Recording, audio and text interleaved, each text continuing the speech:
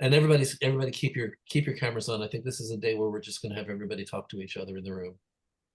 Hi, everybody. It's Babos, and this is our Thanksgiving gathering for the community gatherings that we do on Fridays at 5:30 Eastern time.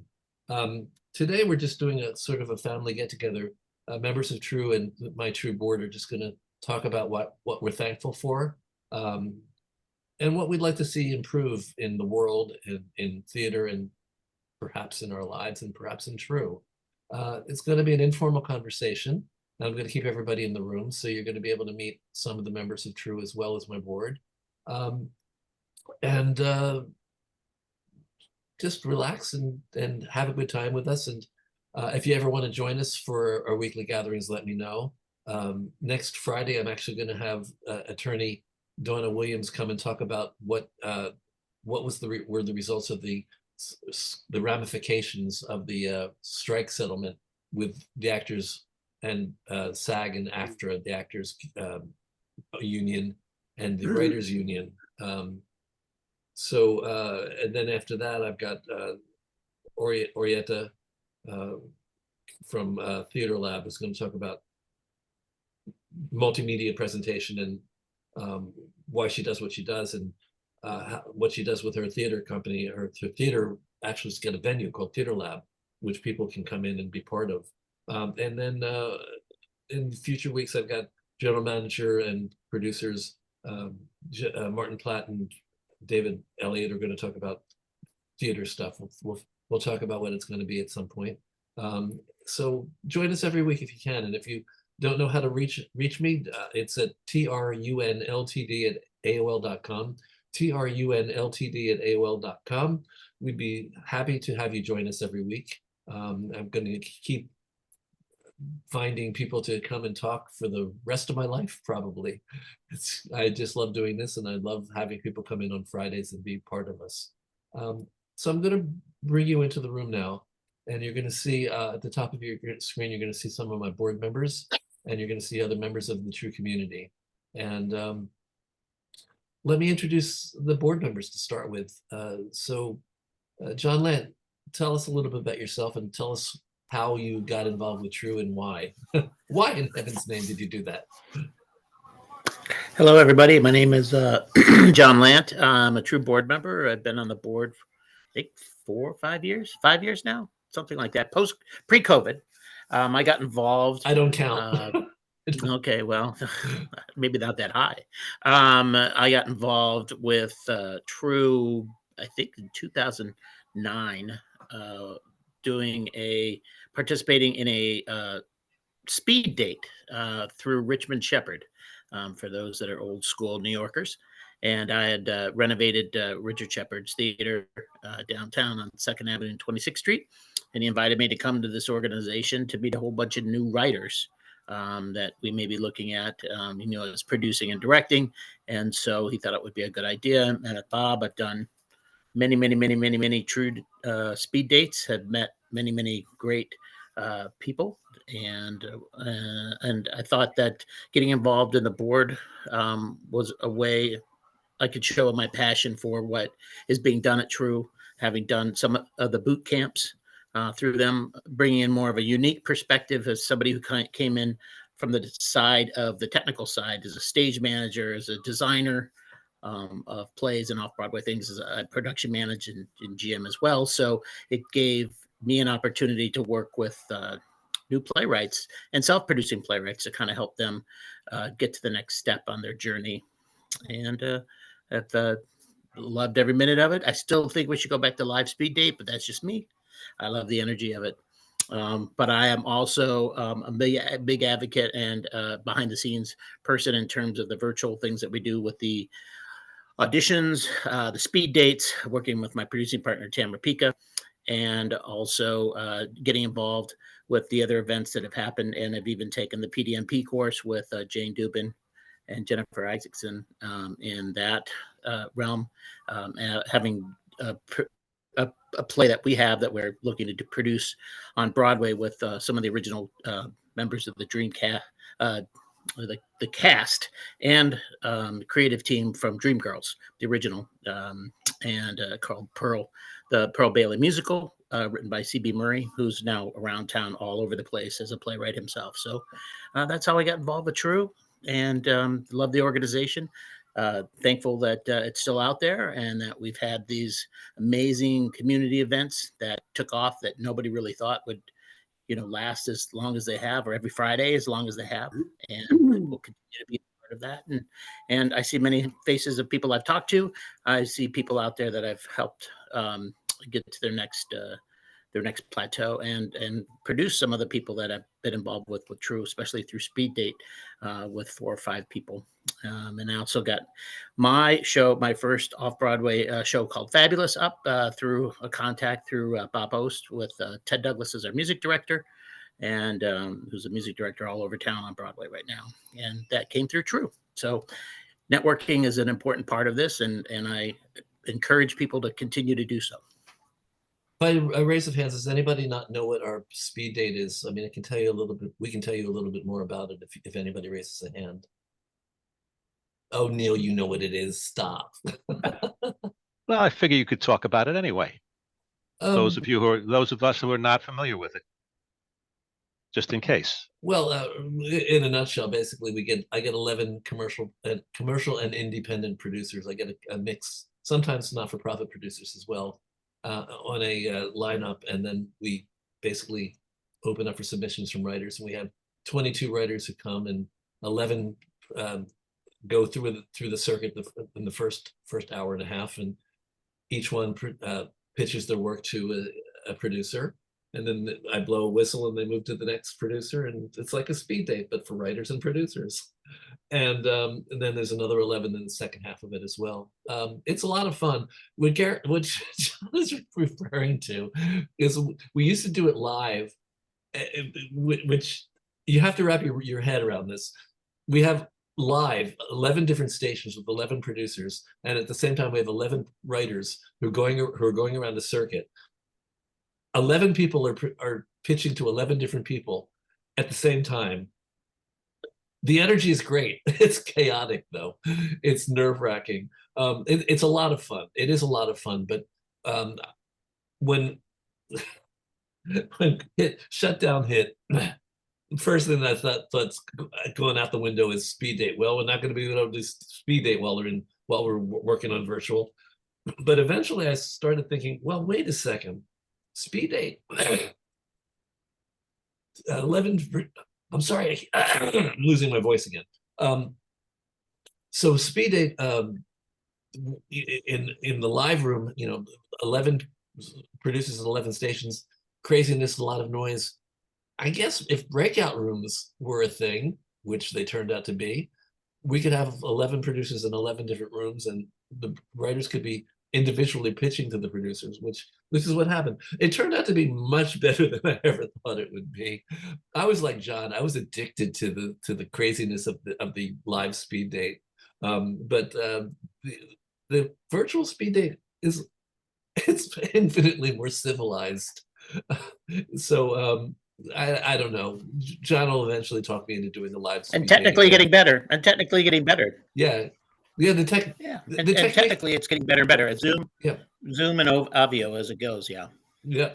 Avio. Those of you who don't know Avio, the Avio is an external application that you can use with Zoom that gives you a lot more control over things. And it's just a magical event for those of you who haven't done it. So that's Speed Date in a nutshell. What I want also is I want to encourage everybody in the room to raise hands and become interactive with us. If one of my board members talks about something you don't know, then raise your hand, raise your virtual hand. If you don't know where the virtual hand is, there's a raise hand at the bottom of your screen, along the list of things that say mute, stop video, security, participants, chat, etc., etc., etc. So now we're going to move to our chairman of the board, Sandy Silverberg. That always sounds way more impressive than it is. Oh, you live up to it. Don't worry. Okay, well, good. I'll take that. I'm Sandy Silverberg, and I have a production company, Sanford Silver Productions. I should say I'm thankful for all of my friends and my multiple families, TRU being one of them. TRU basically helped me get through COVID. I came to know TRU through my late wife, Diana Amsterdam, who was a playwright and a friend of Bob and Gary, and pretty committed to TRU. She helped originate the practical playwriting course, another course that Bob will tell you all about if you ask. And anyhow, she introduced me to Bob, and I showed up for my first TRU event to audition as an actor. That was quite the thing, but discovered that I had some talents that I might be able to lend to the board.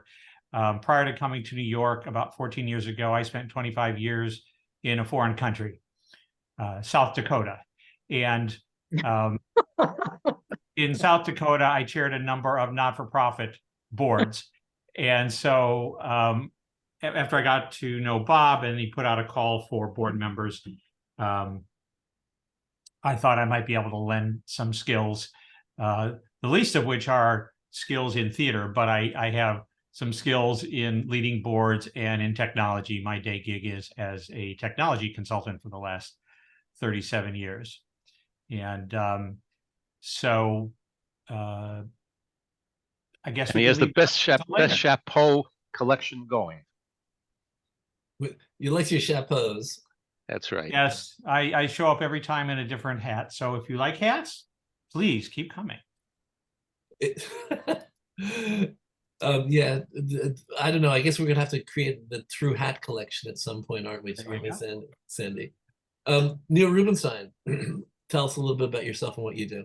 Well, I'm a producer, and the word networking came up a couple of times, and that was one of the reasons when I joined TRU, I was blown away by the fact that you were able to meet people that normally, if you saw them, they'd be on a stage, you'd be sitting in the audience, they would speak and they would leave, and that was it.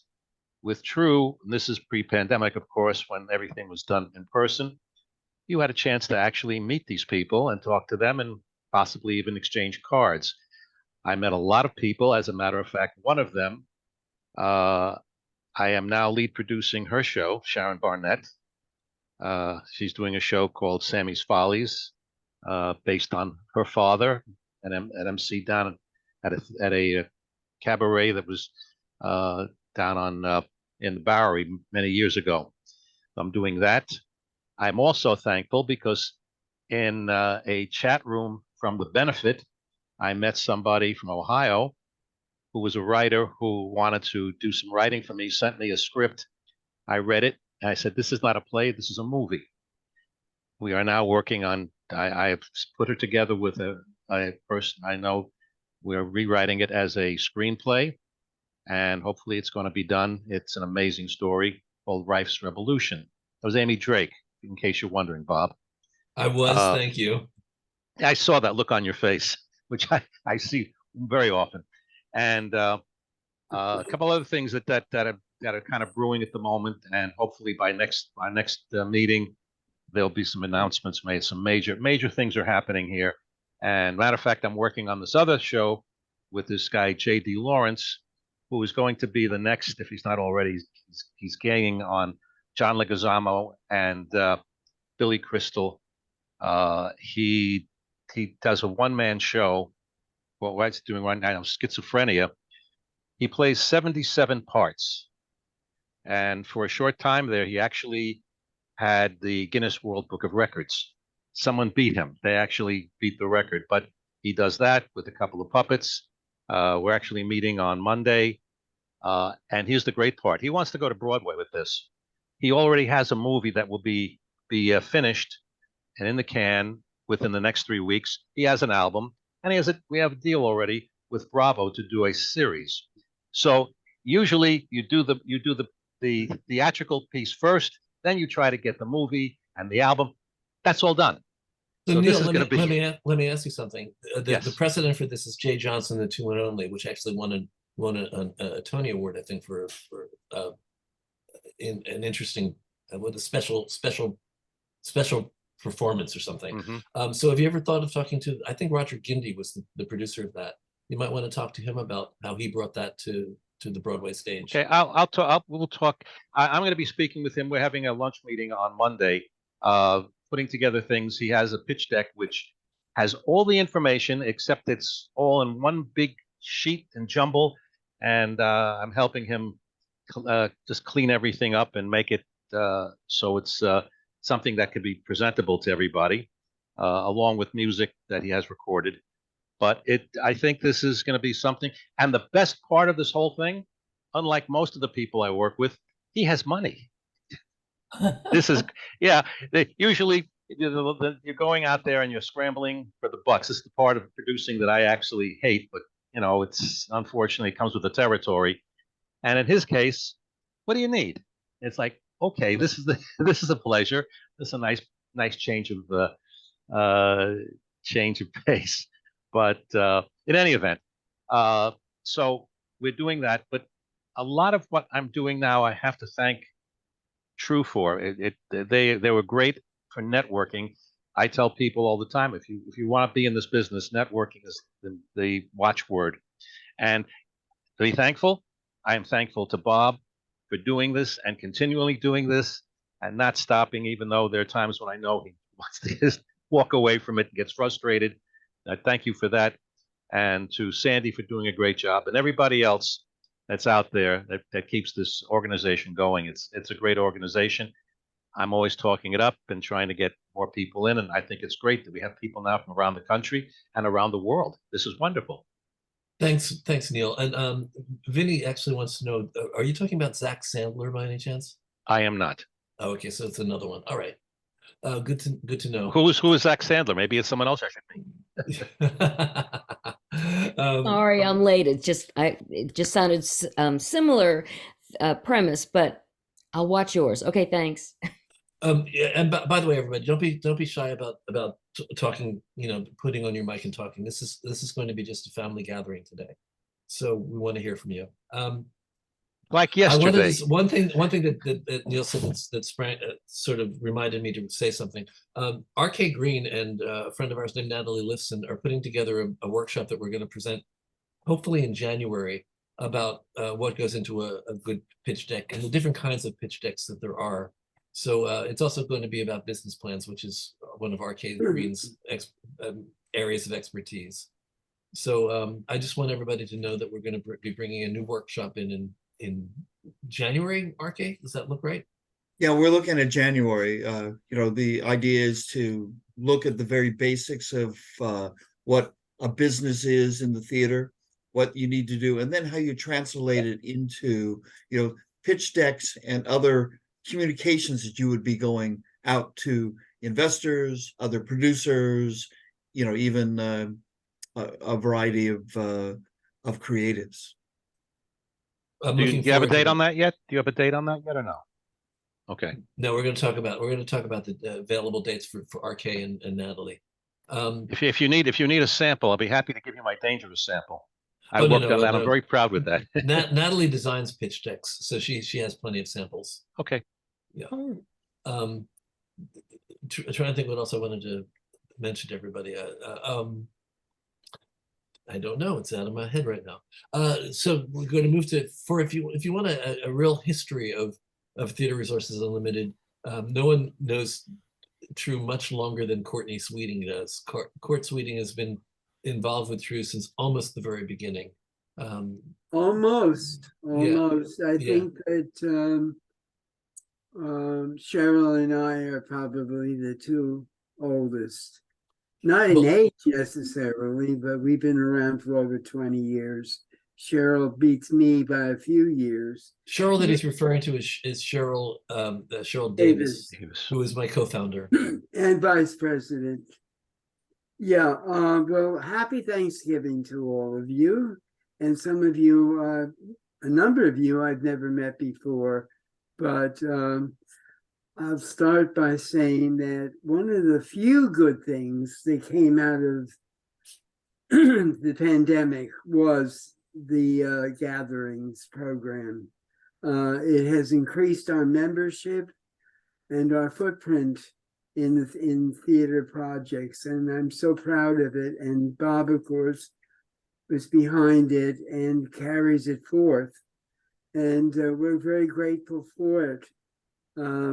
I want to give a shout out, and also I'm on the board, and I've been in various capacities, done various things, but mostly I'm the secretary to the board, and I do that now. A shout out to RK on, he's been behind so many successful projects.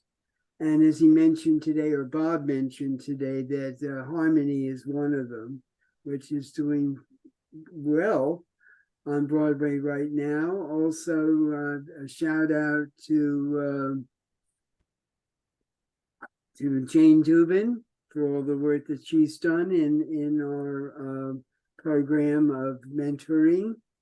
And I'm even going to mention you, Stephanie Schwartz, who I have seen a number of times at the audition event, which is another program that we have. We have a number of programs.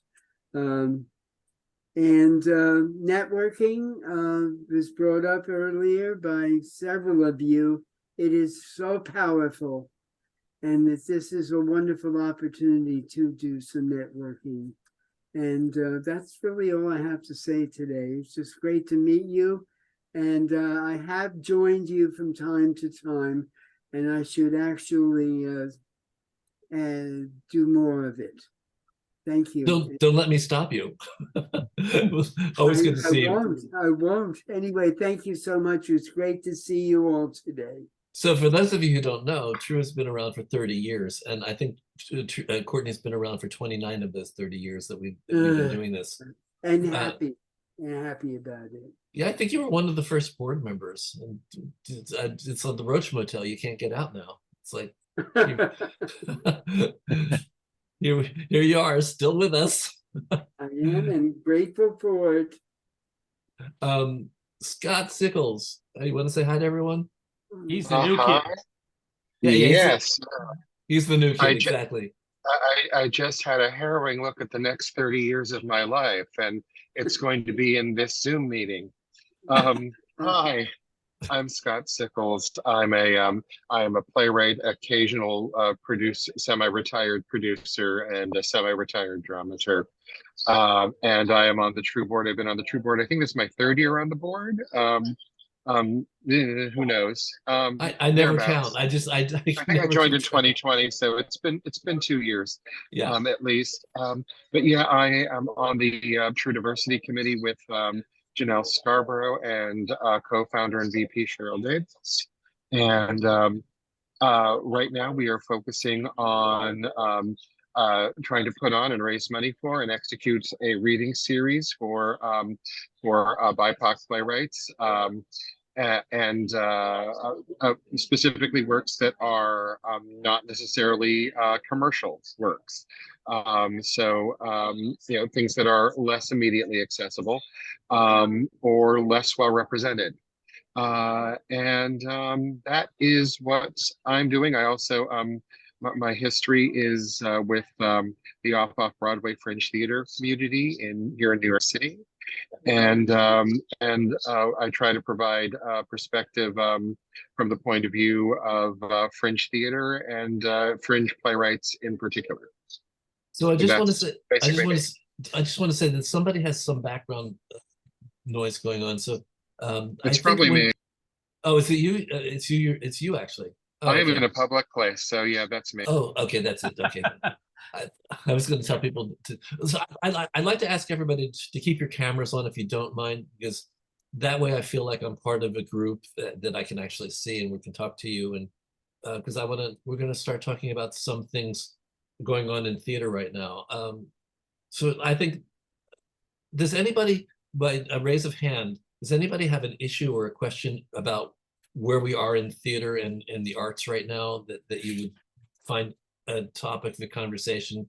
I think we're in a very complicated period in our country and in the world, and I don't think there are any easy answers to anything, but we can at least look at some of the issues.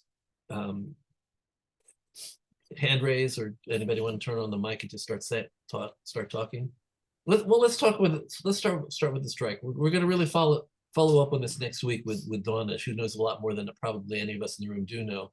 But we all know what the strike was about, right? We all know that there were various issues going on that were unacceptable to the writers, and there were actually, Scott, you were on strike, so why don't you talk about the writers' strike with us, and what you wanted and what you got. Well, that's the thing, because I work, my day job is in soap operas, and a lot of the specific demands that were made by the strike were didn't affect us directly, so I was not intimately involved with those. But one of the big, two of the big issues for the role of AI and how that worked is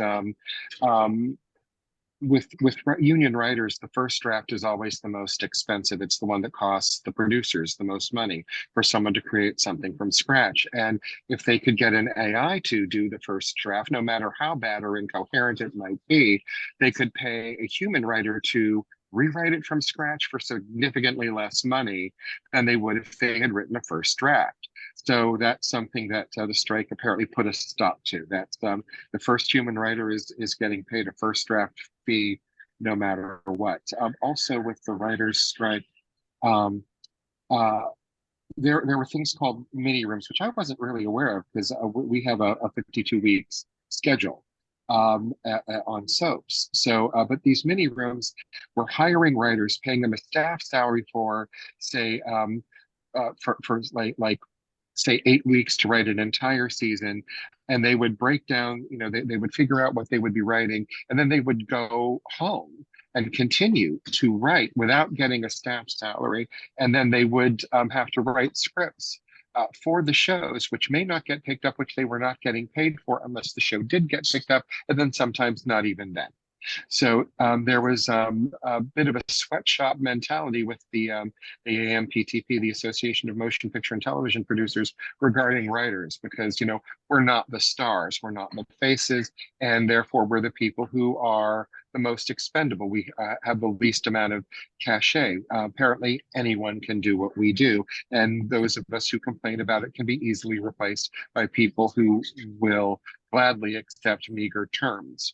And like artificial intelligence. Yeah, but I mean, they accept no terms. That's the greatest thing about artificial intelligence. But there are writers. Famously, a gentleman who wrote for The Bear, who he wrote apparently a good chunk of the first season and was barely paid. Was nominated for a Writers Guild Award, and had to get like a second job and ran out of money because they paid him so little he couldn't live on it. So there were a lot of writers were not getting paid living wages, and now everybody got a nice raise. And we have a lot more securities, and we are guaranteed to be paid for the weeks that we work, up to 52 a year, because some of us do work 52 weeks a year. So there it is. That's in a nutshell. Anyone want to add anything to the conversation? Anybody in the room? I just say, I was out there in network television 25 years, and AI could never have written a worse first draft than I could have. But I can go home at night and I could hear. It's an entirely different world. When I started out there were only 3 networks. Fox hadn't even been invented yet, and I had been in writers' rooms with 12, 13 people in it, like from the Gary Marshall days when networks had 23, 24 episodes a year. Now it's 10 if you're lucky.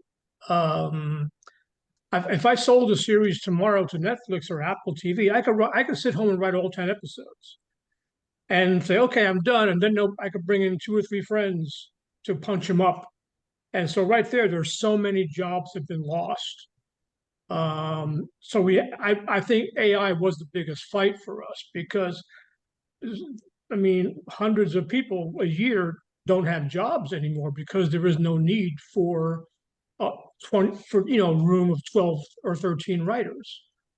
So there's nothing that we got that we didn't earn. That includes the health and medical. That includes the retire. I mean, everything we got, we needed because it takes a longer time to do things now. There are fewer shows. So when I was my first year working in LA, we had like 80 sitcoms on pilot season in production. And now there's like Oops. 12. NBC has abandoned that whole world. ABC has abandoned that whole world of, basically live action sitcoms. CBS has a few. So it is change, and I hope the next 3 years things don't get worse. Okay. Yeah, and also, additionally to that, thank you, Michael, is that there are exclusivity agreements. When you're on a show, you're on a 10-episode show, and you can't work for anyone else during the rest of that year. So you're getting your 10 weeks of staff salary and 2 script payments, and that is your salary for the year, and also residuals. Residuals were a huge thing because apparently network residuals and streaming residuals, there's a huge difference. I was lucky because my residuals were not terrible. But streaming residuals, your show could have billions and billions and billions of views, and you as a writer, you as an actor, will get like maybe dozens of dollars when it's over. Dozen. That is not an exaggeration. Like you might get, it might be. There's no rerun world. They don't do reruns anymore. They don't do reruns anymore. It goes to streaming, and then the streaming, it's a pittance. And then there's another thing. Well, this was with the actors. If you're like a character who is in like 3 episodes, but for foreign markets they turn those 3 episodes into 1 episode, then you only get residuals for 1 episode, despite the fact that you did 3. Do you know which of these things, which of these terms has changed as a result of the strike? Has it all changed, or is some of it changed? The thing with the actors, I believe it's changed, or is supposed to change. The things with the writers have pretty much all changed. There's some really nice charts and graphs online that you can look on the WGA Instagram and the WGAE and the WGA West Instagrams that kind of explain what the demands were and what we got. And apparently the WGA got like our victory exceeded our expectations. So we got more than what we thought we would. So that's a good thing. The actors are more controversial. They seem to be getting, there's a lot of great concessions, and that's a lot of other things that they are not happy about, especially with AI. Okay, Neil has a hand up. Yeah, in a kind of related way. Used to be, if you had an idea, the networks could take, and this goes to all the networks, both cable and television, they would take it and put it in development. And the same thing goes for film. No more. Now, if you have something, it has to be packaged before you go to the network or you go to the studio. There are very few instances where you can go in with an idea and say, okay, we'll take it. No more. So I don't know if that works for the writers or against the writers. I don't know, but I'll tell you this much: you have to do a lot more work now before anything gets to the next step, the next level with the networks. Okay, I want to move to order a lot fewer shows now. That's the thing. When I was working out there in the 90s, they would order. Guys, I want to move to another topic because not everybody is necessarily engaged in this. So I want to see hand raises. I prefer a live hand raise from anybody. What is it that concerns you right now about the world or about theater? Just with a hand raise, give us an idea of what things you're concerned about. What are your concerns? John Lant, unmute yourself. Had to find myself there. The closing of theaters. I mean, it's just anything from the 99 seat market to closing of these off-Broadway spaces. Do you want to be having built a bunch of them and they continue to close? I mean, not only the Richmond Shepherd, Electra, my other theater at Times Square, then doing the Davenport on the 2nd floor and rebuilding that. I know AMT downstairs has done that. Yeah, AMT took it over. Theater 80, the Triad now, which is trying to get out. Peter Martin is trying to get out of his lease over there at the Triad on 72nd Street. I mean, they're all just, the leases and the landlords are just taking over, because they can now after post-COVID. They're just really just jacking up all the prices. So your concern That's really, a huge really, concern. your concern happens to be about the indie theater, the off Broadway Not world. off Broadway, Off Broadway world as well. Well, off Broadway in general, Yeah. there's a bigger conversation. Basically, is what are we going to do about off Broadway, because off Broadway Sure. just isn't viable these days. No, do you know unless you have a star. I mean, we had OBA meeting on Tuesday, and we were talking about it. I mean, Ed Gaines over at Actors Temple now, they're putting in shows that have to have TV stars in it. Brooke Adams is in one of his shows. Sean Young is in another one of his shows, and that's the only way they're selling tickets. They haven't been able to put anything in there. When I did Two Jews over at St. Clemens, we had to have stars in it, and then when we got secondary stars, when Bernie and Hal left the show, and even the secondary kind of B+ list TV stars, they just didn't pull in the numbers that Hal and Bernie did. So I'm gonna pull people into the conversation. Steve Fisher, what is concerning you these days about the state of theater? What are you grateful for, and also what are you concerned about? Oh,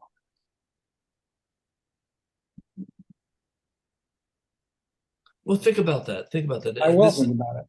Same question to everybody in the room. I'm gonna start calling on people if you don't raise your hand. So just be aware. Judith, unmute yourself. With the state of the world, I wonder to myself how theater is going to survive. And one of the things that comes to me most often is in terms of subject matter, because the critical issues of the world have become so extreme in their criticism that I wonder that the way that I'm writing for the theater mostly now, I do write screenplays on spec, but you know, I just wonder, where do we fit in these nuanced stories that are so about, you know, individual journeys in so many ways, as well as political journeys? How is there going to be an audience left to hear this kind of thing? Like, what? See, I believe the Where audience is the dialogue going? I think the audience is. I think the audience is there. I think the problem that you're sort of dancing around is the fact that we've suddenly entered an era of censorship. I don't know I don't know whether it's going to infect the rest of the country, but we certainly have a problem in Florida with DeSantis banning books. I think that we've always been open. Theater has always been the place for conversation. I said this, people have heard me say this: politics is where people go to fight. Theater is where people go to talk about issues. And I think that theater is essential. We can worry about it, but I think we have to hold on to the fact that it is an essential place to show people what those untold stories are, because more people need to understand that they're not everybody in the world looks and sounds and thinks like them. So you're stating a problem, and I don't have an answer to that. All I can say is I'm going to take the position that we have to keep telling the stories. And I think that there will be an audience for them. Gail. Oh no, you have to unmute yourself. Sorry. There you go. Okay, I'd like to speak to that because I work with Stephanie Wiseman at the Marsh Theaters in San Francisco, Berkeley, and I guess it was in 2020, just before the pandemic. I had a number of artists that were showcasing with me whose shows were about cancer, or with Susan Bachner, The Good Adoptee, about adoption, or and also worked with Bob Brader and Spitting in the Face of the Devil, about pedophilia, or smoker. I have shows now that are about hooking heroin and happiness, and one called A Whore's Eye View. You're hearing that right, telling these true stories, and I'm thinking, who's going to book you? Back in 2020 I convened this group, and now it's called Solo Arteal, and we do on the Marsh platform a Marsh Stream show called Solo Arteal, where these solo artists come and perform their shows and tell their stories stories, and we do excerpts and talkbacks that, you know, kind of give to the community in terms of ideas and about medical help for whatever issue it is. It might be, you know, anything. And we've kind of expanded it to include the climate and, you know, saving Mother Earth and, you know, different sorts of things like this. But I still think, as I have another show on trauma this year, and so many more of these have come out since the pandemic. Shows about shame, shows about, you know, fears and different things like that. One about dementia that came last year, and now Sam Simon has won awards for the show, and he just got a grant for that show. Of course, I know Sam from his piece about his wife who died of breast cancer. There you go. Yeah, he did that. He did the dance, the actual dance or something. The actual dance. Yeah, his wife actually didn't die. But what's curious about that show too is he was a male caretaker, which, you know, of the hundreds of thousands of us that have been caretakers, my husband died of cancer. You know, we're not paid, we're not lauded, you know. And we need more men in there. But it's part of our aging population, let alone the illnesses and so on that go on. But at the same token, these are important stories. We all have a story to be told, and our stories are important, but who's going to watch them? I mean, we have these problems of addictions and cancer and you name it in every community in the world. But let me just say that's always been the issue. It's always been a question of who the audience is going to be. I think that we can safely say that there will be audiences. It's a question of whether you're talking about a commercial production which has to bring in 1,000 people a performance for 8 performances a week for a year or 2 or 3, or whether you're talking about small pieces that can survive, maybe not make money, but can survive at least with smaller audiences. Neil has his hand up, and Scott, let me go to you first. Yeah, I think the audiences will be there, but before we can get the audiences, we need to get the piece on stage, and before we get the piece on stage, we need to let, you know, someone has to select it. And the greater issue for playwrights, certainly, especially playwrights who don't produce on a professional level. I mean, I forgot to mention, I used to have a theater. I used to be the artistic director and a producer of Workshop Theater Company for over a decade in one role or another. And it was great to have a space. It was great to have a company, but not failing those, I can't put on a season myself. I don't have those aspects. And I write these days, especially, I write very political plays that are also very personal. I'm focusing right now on LGBTQ youth. And you know, and these are, you know, very current, very important stories to be told. And the play that we just did the reading of, that Bob, you and Sandy came to see, I mean, that's a 5-year-old play. You know, when I wrote it, it was, you know, it was in 2018. It was a dystopia. When you watched it a couple of weeks ago, it was a best case scenario, and we. In order to get these stories out there, you know, we're writing stories about what's happening now. And then because there's so much gatekeeping and so few venues and so few organizations to put these stories on, and there's so many stories, the problem is, how do we get these stories on stage? Who is going to produce them so that we can get those audiences in? And that's something that, and there's no answer to that right now. I'm not expecting one. But it is an important thing for, I think, all of us, especially as an organization devoted to you know, proliferating theater, to consider. So that's what I wanted to say.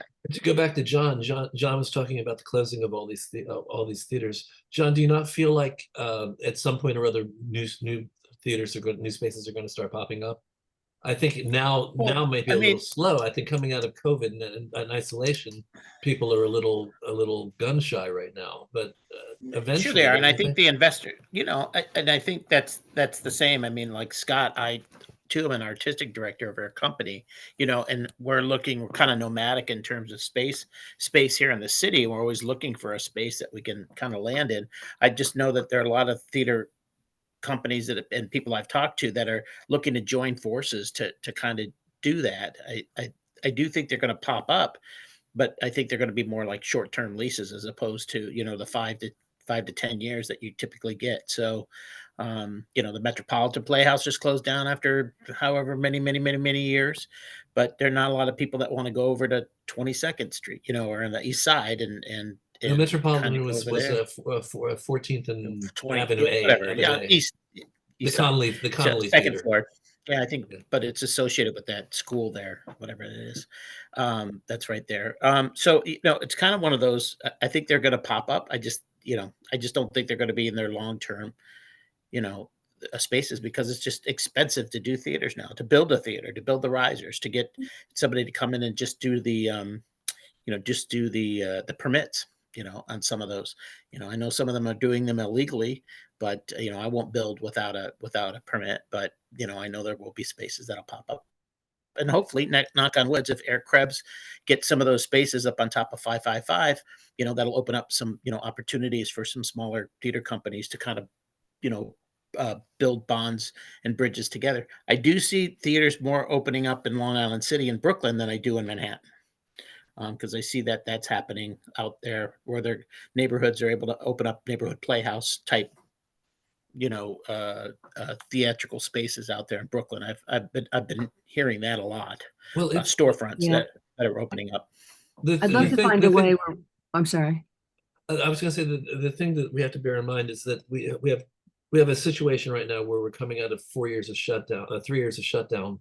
So it's a very specific moment in our history, and I believe that it will pivot. I think that we'll be back at some point. But some of the issues that we're talking about were pre-COVID issues as well. Attracting audiences has always been an issue. Theaters opening, theaters closing. A lot of theaters closed before COVID. Shetler Studios closed, I think, before COVID actually happened. For instance, It was after that. Was it the first year? It was after that, before AMDA bought them. Yeah, AMDA took it over. Which I had one of the last shows in Shetler Studio spaces, and they closed. We closed because of lockdown. Because of lockdown, yeah. Lockdown closed us. Yeah. I also wanted to jump in just to clarify about theaters and gatekeeping. I'm actually also speaking about theaters nationwide and getting plays produced nationwide, not just locally. But yeah. Right, absolutely. Well, I would just like to close on this by saying, you know, I really hope we can find a way. So many more of these shows have come out, I think, since COVID. And I think the LGBTQ issues and Black Lives Matter and Indigenous peoples and all kinds of issues, including health and healing issues. And Your Brain on Art, the new bestseller that links science with art and the importance of it in our healing. If I did a show earlier this year at the Tennessee Performing Arts Center, and it was Why Would I Mispronounce My Own Name, about a woman always having people correcting her on her own name from, you know, south of the border. And they did a series. They had 3 shows, you know, one Rhapsody in Black and Why Would I Mispronounce My Own Name, and I don't remember the third show, but if there were a series of these shows in some way to kind of, I think, you know, that was a big center, Tennessee Performing Arts Center. True, it was in their smallest theater, you know, 300 seats, but, you know, I think that there's really an opportunity to try to get these shows out there. There's so many of them now, and maybe in series, maybe in, you know, they could be sold as series shows or something like that, because every community needs these shows. I think they could be marketed, but that's another thing. I want to take a moment just to remind everybody that next Wednesday we're doing a town hall on gender expansive and trans issues. I would love to see people come and support my guests who are coming to speak. I'm not going to be moderating because I'm not trans or gender expansive, and I'm leaving it in their hands. And I've got 6 very smart people coming. I'm hoping that everybody considers this relevant enough that you will attend. It can be live at the theater, which is 245 West 29th Street, or you can come on through Zoom. But please support. If I go and take the risk of dealing with issues that are current right now, and I don't have any people come in and support it, then I kind of sort of start wondering why I'm doing it, which is similar to what you're saying in terms of the plays about issues.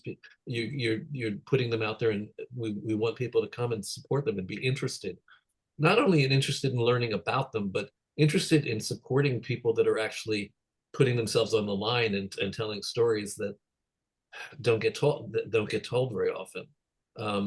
Janet Conrad, you have a hand up. Oh, wait. Yes, Bob? Oh, what? Oh, Neil. Yes, I want to jump in here because there are a few things. I cannot speak to the rest of the country, although I have a good idea about it. This is show business, and unfortunately, this has a lot to do with the economy. And when I say economy, I'm talking about cost. I'm talking about things that the price of putting a show together. You saw one of the reasons why you're seeing so many shows that are not what you would call original, based on movies, based on jukebox musicals, pop stars, is because 2/3 of the audience in New York are visitors. They haven't all come back yet, and there's a reason for that too. But they come to see something that's either Who Won the Tony or something familiar. And unfortunately, in this day and age, with the cost of what it takes to put something on, the producers have to go for the low-hanging fruit, something that is familiar, that they want to get the people in. And that's why pre-pandemic, you saw a trend that was happening, and it's still happening, where you're getting things that are not necessarily thought-provoking, but they're there. This is an issue, and until we can get something, we got to get the cost back down.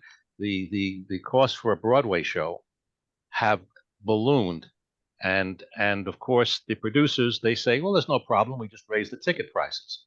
Well, unfortunately, with the ticket prices going up, when people came in and they would see, visitors especially, they'd come and they'd see 3, 4, 5 shows. Now they're seeing 1 or 2. So Neil, I just want to say that you come to it from a commercial producer perspective, which is great. We need that perspective. I think what Gail's talking about are shows that not necessarily are happening at a commercial level. Well, no, but actually it does affect it also. No, let me ask Gail. Okay. Have the costs of putting up these shows increased to the extent that putting up a Broadway show has increased? I can tell you that myself. I can answer that. Well, Neil, I'm asking Gail. Okay, because I have experience in that. Enhancements have doubled at the theaters that you go to outside of New York. Mm-hmm. They've doubled.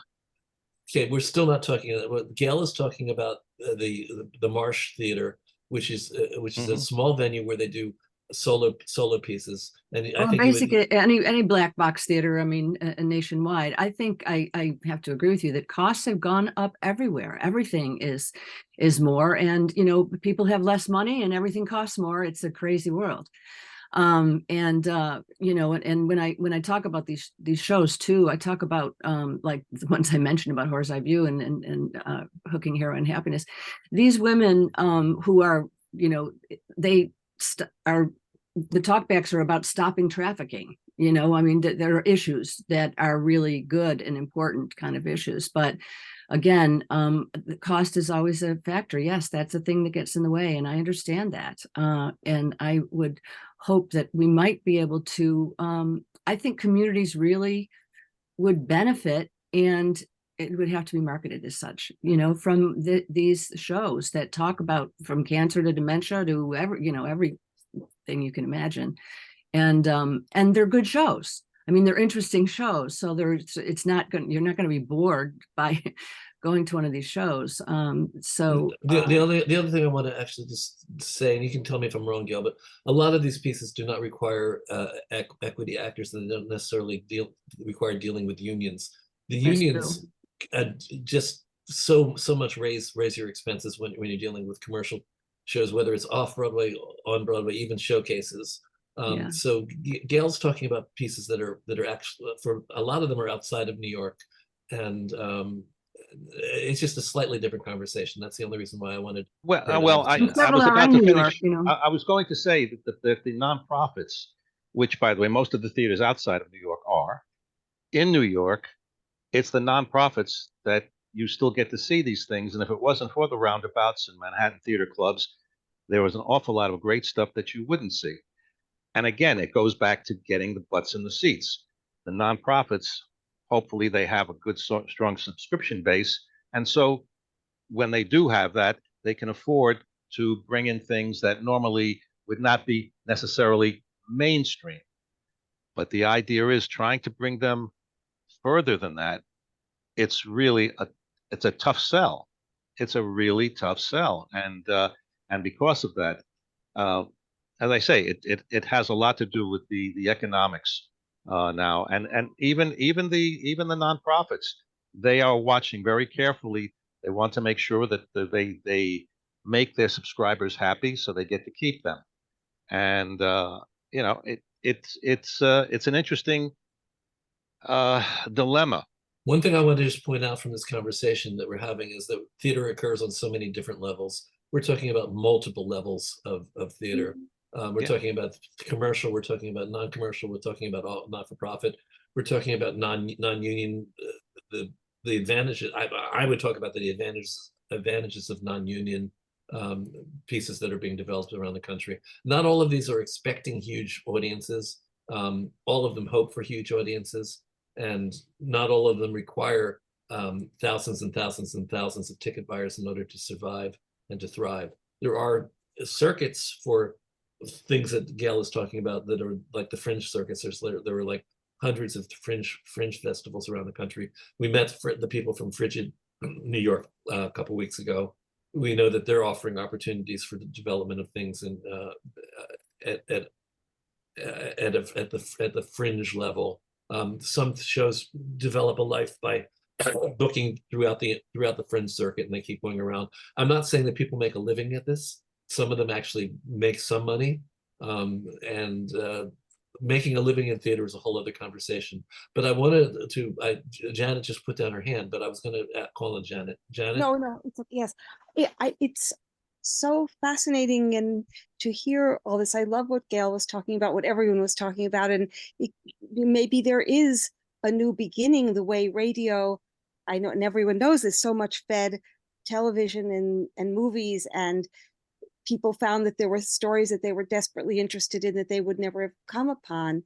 And it seems, with all the excellent knowledge, that the beginning of a show in a way, obviously, that's inexpensive, and that all the different possibilities that are burgeoning all the time of online experiences and watching things, and then that the audiences can really build from that kind of thing and then go to theaters. And then with the fascinating truth about stars being able to bring people in, there's just so much hope of things going from the idea and the desperate need to tell so many incredibly important stories, which have tremendous interest well outside of the people who are experiencing the specific thing, because the nature of the forces that operate against people are often so similar, though they have different manifestations, external manifestations. And I just think there's so much hope, and there's so much knowledge in this room about what you can do online and what you can do in radio, and how you can find audiences, and how there's complete commitment to people to stories that are different from stories that people have been, are deeply familiar with. So I think there's, just listening to all of you, is a tremendous amount of hope. And maybe the model, it's all, so much of it is already in place. But when one thinks about what happened with radio, where people who couldn't know anything about all sorts of worlds started to know everything, and there was a tremendous interest, I just think that the technology is there and the brilliance and goodness is there, and I felt compelled to say that. So yeah, I just want to say, Thank before you. I call on Steve, I just want to say that there are, well, at least two factions. There are two identifiable factions right now in our culture, in all cultures. There's a faction that actually wants to deny the voice of the other. We have this happening in our country. We have people that absolutely do not want to hear the stories of the other. We don't have to worry about them. We have to worry about them, in the fact that in terms of the human race evolving, we have to somehow get them to start listening. And basically what they're doing now is they're just turning us off. They're just saying, they're shutting us down. They're saying, nope, I don't want to hear it. Don't talk about it. You can't talk about this. You can't talk about that. You can't talk about this. You can't talk about that.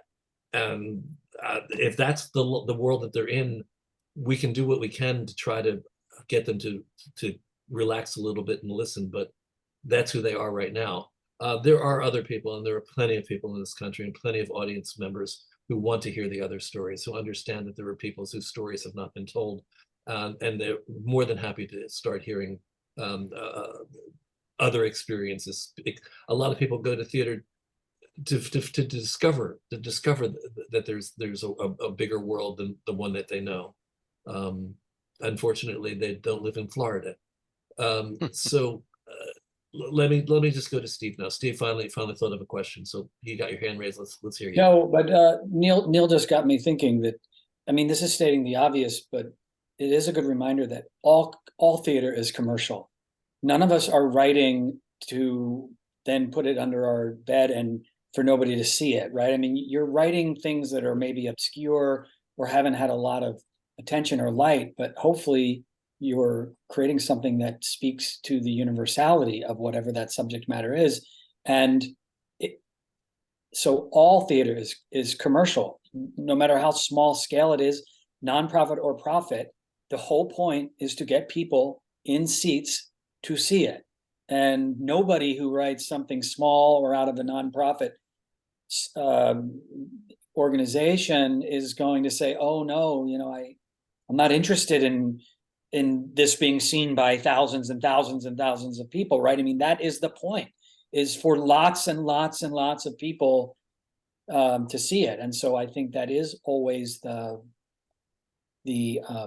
challenge that we have as producers, as directors, as writers, is satisfying what an audience is looking for, or thinks they're looking for, and then hopefully, delivering that, but also delivering something that's really important to say.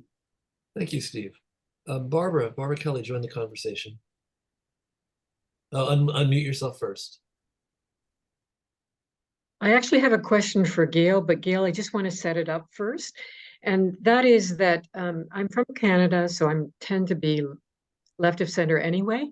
And so when I saw the twice on Zoom and read the play, Heroes of the Fourth Turning, I had an understanding to the religious right that I normally would never have. And normally it was not anything that would engage me as a reader or as a viewer of a play, but it was done so well that I got a glimpse into another world, the other, for me. So what I was wondering about the plays that you wondered about, and maybe because they are dark journeys, was there something in those plays that could be a way to find out more about the other? And I don't mean that there's a hopeful ending or anything like that, but something that that could be an epiphany for someone who didn't have, who wouldn't have seen or wouldn't have known about it otherwise.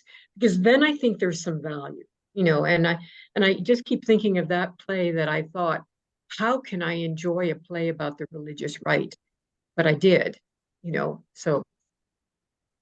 Thank you for that. And absolutely, that's my whole point. I think I picked two titles that were the most, extreme when I mentioned them earlier, because these are women that help stop trafficking, or they're all working towards something better. And shows another one that came to me that has to do with shame.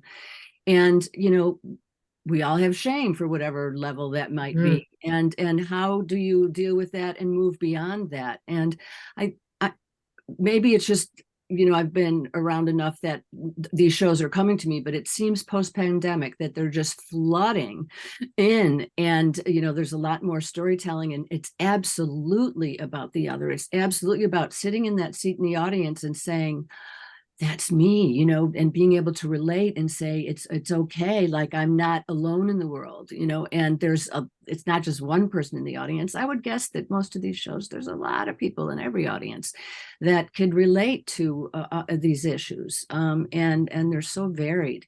So, yeah. Thank you for that point. That's really important, because that's what it's all about. It's that we understand each other and open the world better, to everyone, especially with the conflicts that arise these days among us. Before I move to Stephanie, I just wanted to Scott, weren't you going to say something earlier? No, I'm good. You're good. Okay, Stephanie.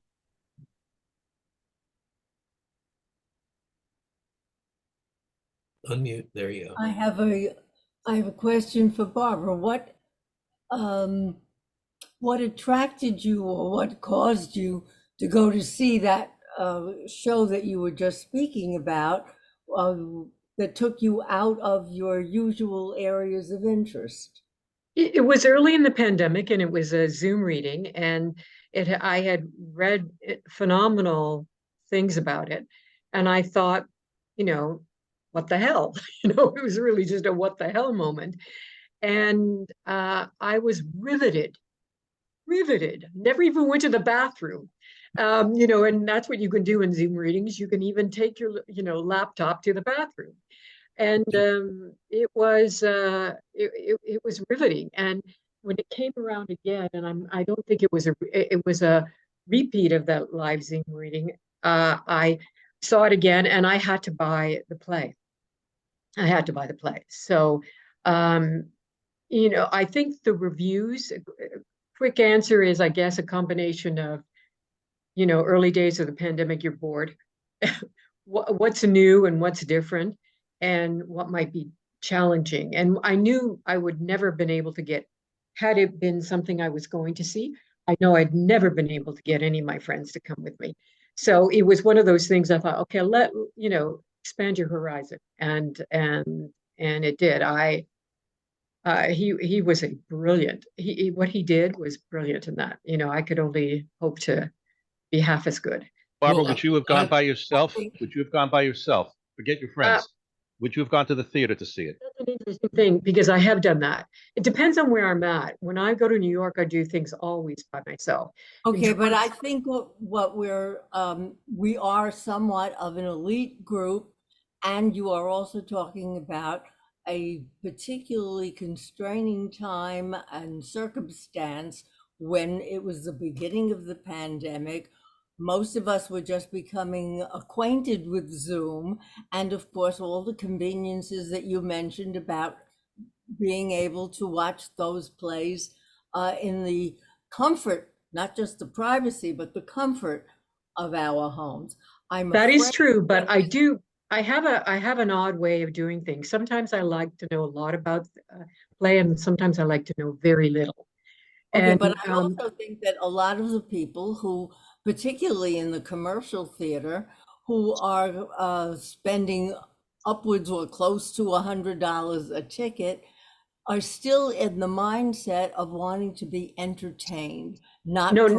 Oh, you don't know. I'm a Russian tragedy. I don't mean you, and I don't mean or any of the people. I tend to be a Russian tragedy, and I love these things that take me down a deep, dark alley, that make me think.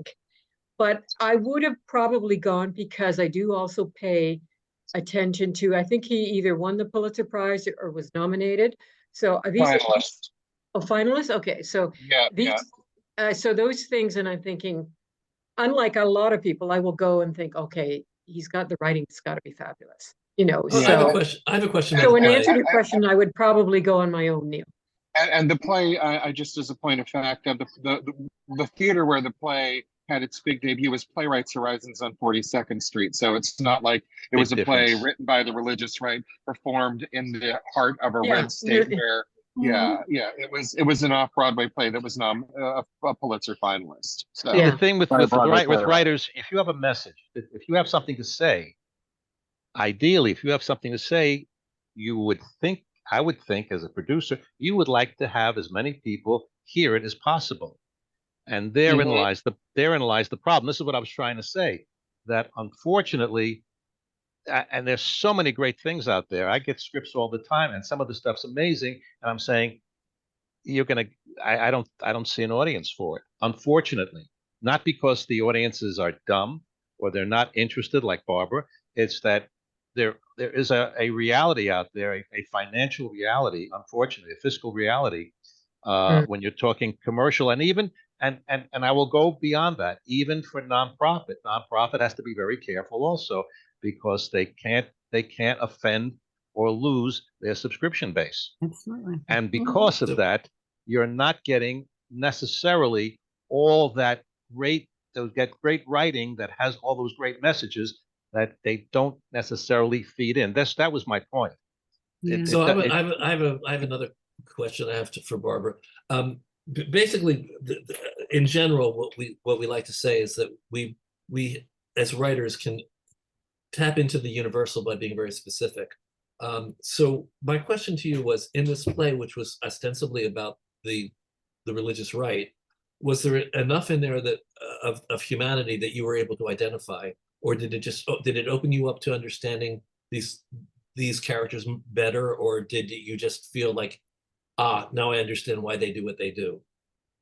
No, it was the first. It was they were human. Okay. They were very human. So that's the point. That's the point with all of art. They were very human. It's possible when I hear about a play that's about the religious right, I'm going to stay away from it because I think that they're going to be judgmental of me. But it sounds like they were not judgmental.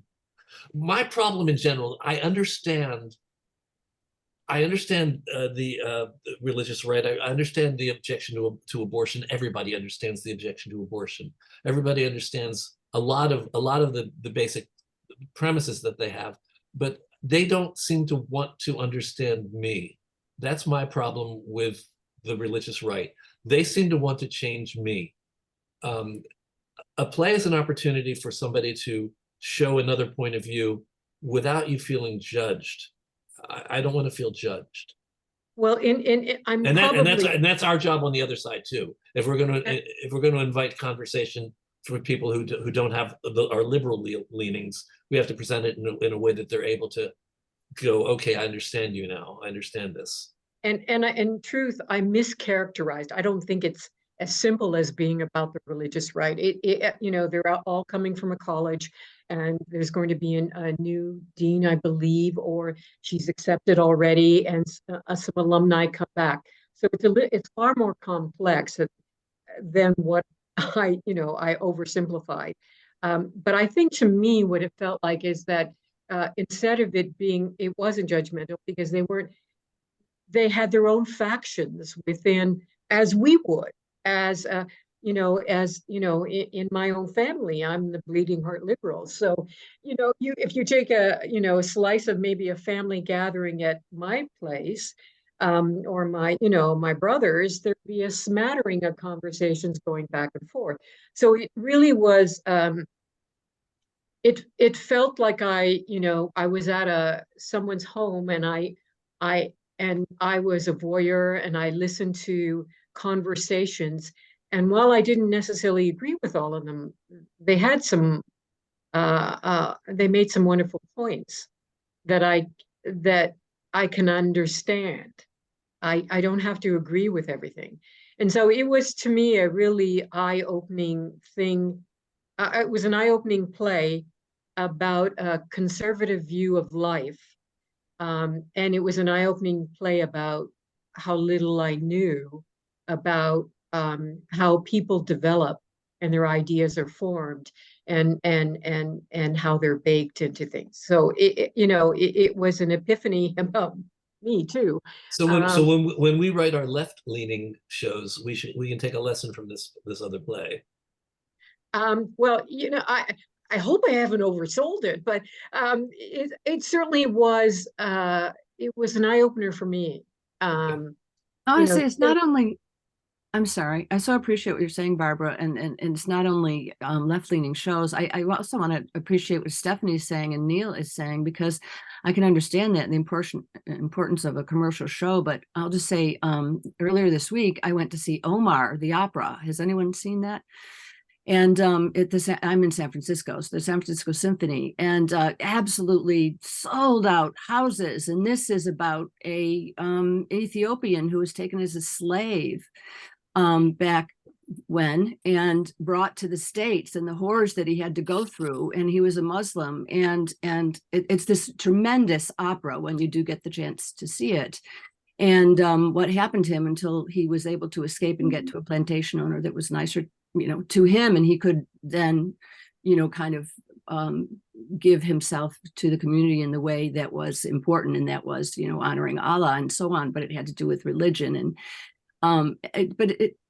it talked to, slavery and all of these very hard issues and very much of a black-white issue too. It's a huge operatic hit. So I think there's room. Appreciate this discussion so much, because actually there can be room. Yeah, there was a show, Kate Camerata. She did a festival last summer, and one of the shows dealt with.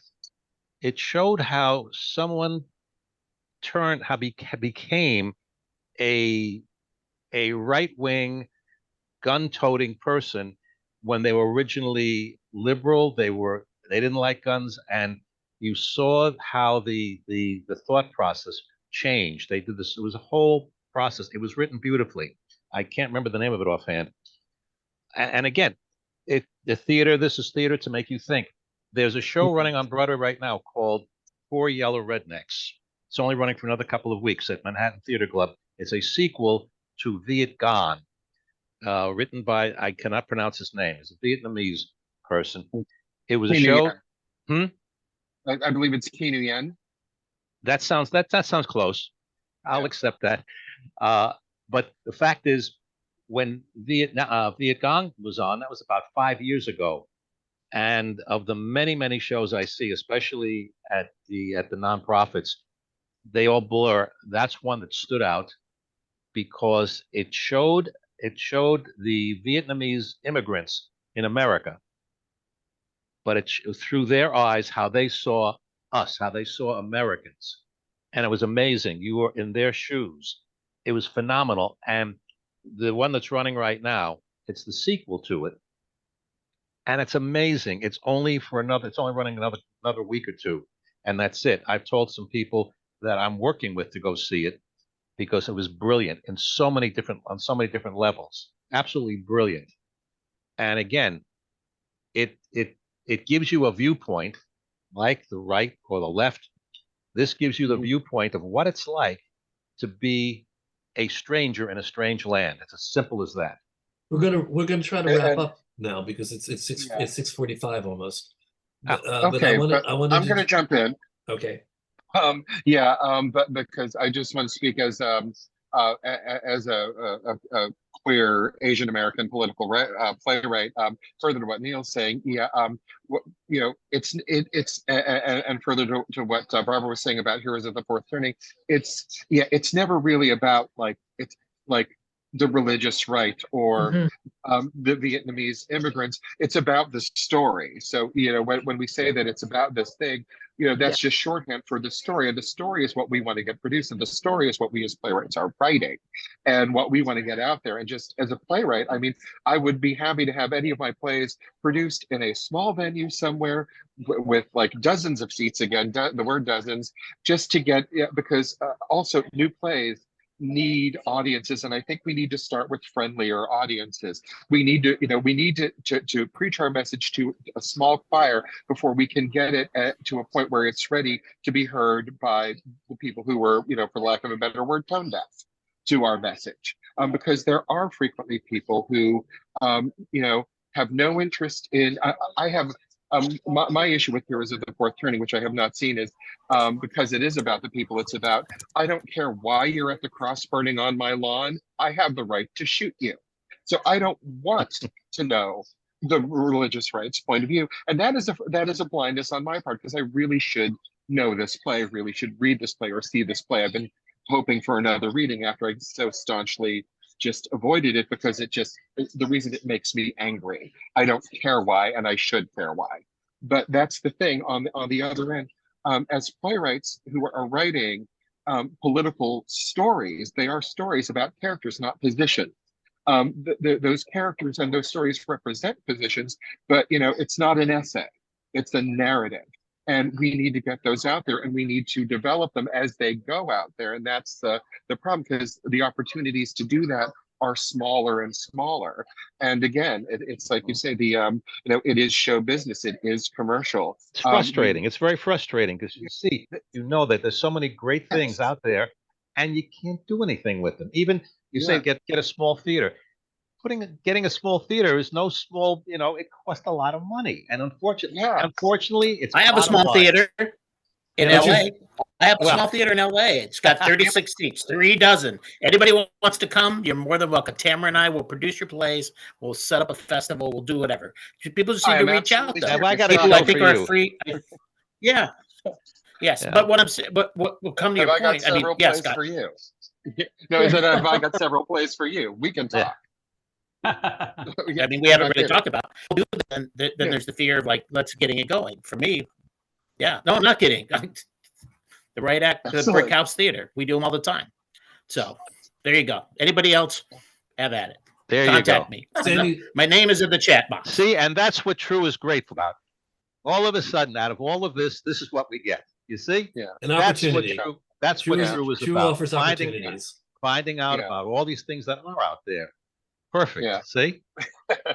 But yeah, and I'm also not just speaking for me. I'm speaking for just like many playwrights, because there are so many playwrights, and for who have great stories to tell, and aren't able to tell them on their own, and stories to develop who can't develop them on their own. So there's all that. So and now with a solution to all of our problems, here's Bob.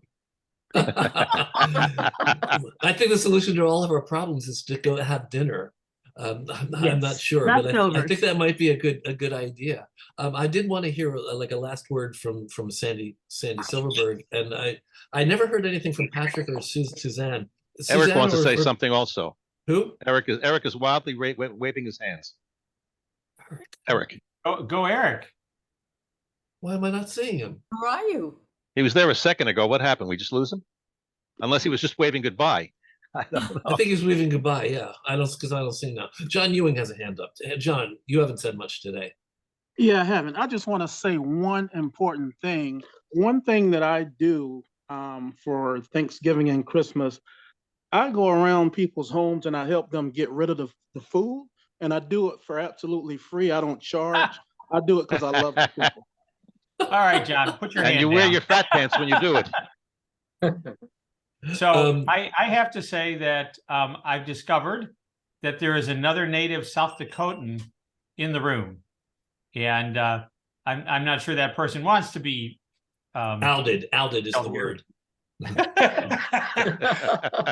Yeah, now come on, Sandy, that's fine. Yes, Patrick and I were trading names and places while this was all going on. Lovely to meet you. But I guess the thing I wanted to say is, as the board chair, the thing that I'm so impressed with TRU is the breadth and the amount of effort we make to provide the level of connectivity and education and opportunity for anybody who wants to step up. I love that during COVID with the community gatherings, we started out by bringing people in from outside, and now they're actually part of our community. And we've learned that theater does exist outside of New York City and in very real ways. And I love that so much. I look forward to connecting with those people as theater continues to expand and as opportunities in Los Angeles with John present themselves. We all need to know people from everywhere. So I love that you're all here. Thank you so much for coming. And anybody and everybody you know who has a connection to theater, you should invite them, because this room should be 4 times as large as it is today. Now, I understand it's after Thanksgiving and we're all in a turkey stupor, but invite your friends, invite your And don't worry about it, because we actually reached 95 very early on in shutdown, and so I upgraded our room to accommodate 300 people, so we can have 300 people in this room. So don't be shy about inviting people, please. We'd love to have them. And I have to say that I count a lot of the people on my screen as friends, and I count the rest of you as my new friends. So thank you so much for coming. And Bob, take it back. Well, I'm gonna let Patrick. He raised his hand, and I wanted to give him a chance to say a few words. Well, it's just, yes, it was, I emailed when Sandy said he was from, at time in South Dakota, I emailed him and just said, or messaged him and said, yeah, a 1 in a million chance, and there aren't that many people in South Dakota. So, but one of the things, and I've been thinking about this, that about it along developing. I mean, I think one thing, and I'm sure it'll happen sooner or later, but finding a new pathway for writers to get their works seen. And I've often wondered about the possibility and if it could ever happen and then how it would, of community theaters being brought more into that development phase and stage of theater. And, you know, can you work with equity and all those things, build them up? So you've got, I mean, you've got a national touring possibility there, but it's a question of, you know, is there any way writers and producers feel they get something out of that? Well, I don't want to open up a new conversation because it's 6:53, but I'm, you know, A new topic, Bob. Another topic. It's a new topic, but we can think about it and we can talk about it in the future. I want to know, you know what? I'm going to make John Lant the host because John wants to keep this conversation going, and I have to go have dinner. But I want, this is supposed to be a Thanksgiving gathering, and we talked about a lot of different things, but the one thing that is at the heart of it all is that I'm grateful for you. I'm grateful for the community that cares enough to be here every week. So thank you all for coming. And we are grateful to you for the same reason. Absolutely. Well, You're here. Absolutely. Then it is a proper Thanksgiving celebration. So let's just be thankful, all of us.